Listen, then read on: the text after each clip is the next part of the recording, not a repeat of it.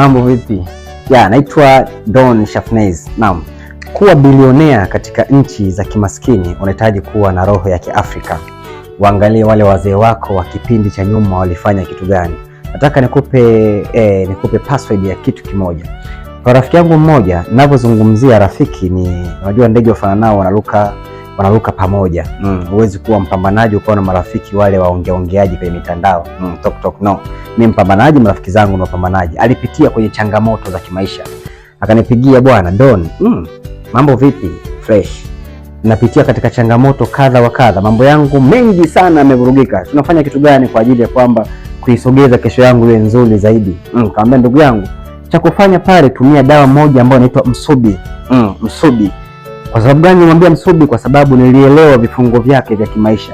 Unapopitia katika changamoto za kimaisha, hadha za pale za hapa na pale, ukiwa kama kijana wa Kiafrika mpambanaji, lazima uwe na vitu ambavyo vya kutoa katika changamoto.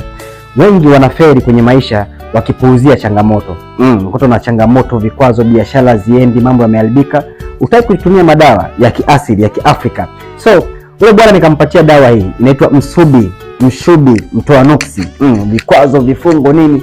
Yule jamaa akawika, akawa smart, mpaka sasa tunaongea lugha moja. Kwa sababu gani? Mwafrika ambaye anataka kufika mbali lazima awe na roho ya Kiafrika.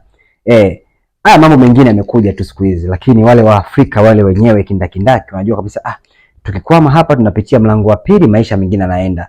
Watu wengi wanakuwa maskini kwa sababu ya kushadalia tu vitu vya ovyo ovyo. Leo unakuta mtu kijana smart mpambanaji amefaili na maisha.